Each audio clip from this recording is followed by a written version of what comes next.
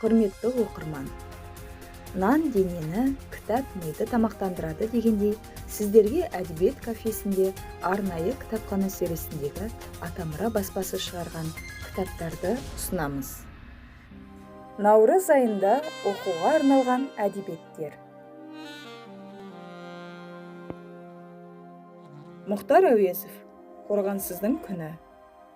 Жинаққа классик жазушы, қазақтың көркемсөз зергері, 20 ғасырда зор қоғамдық құбылысқа айналған біртуар қайраткер Мұхтар Омарханұлы Әуезовтың 30 жылдары жарық көрген әңгімелері мен повестері топтастырылды. Әңгімелерінде қазақ әйелінің аянышты ауыр хәлін, қорлық пен күндікте өткен қара түнек өмірін, шеккен жәбір жапасын, қорғаны жоқ қарапайым адамдардың, жетім баланың тағдыр тіршілігін шынайы суреттеген. Мұзафар Әлімбаев, ана тіліне тағзым. Өлеңдер, мысалдар, ертегілер. Бұл кітап ересектерге, ұстаздарға, ата-аналарға көп көмегі тигізер хақ.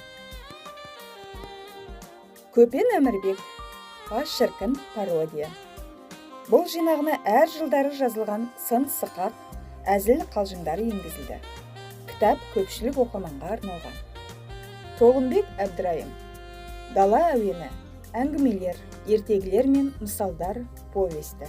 Бұл жинағына мөлтек әңгімелері, қиял қанатына ілестіретін ертегілер мен мысалдары, повесі енген.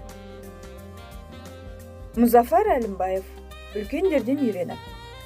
Бұл жинағына әр жылдары жазылған тәлім-тәрбиелік тақпақтары мен танымдық өлеңдері топтастырылған. Құрметті оқырман, сіздерді әр ай сайын әдебиет кафесінде күтеміз. Келесі кездескенше.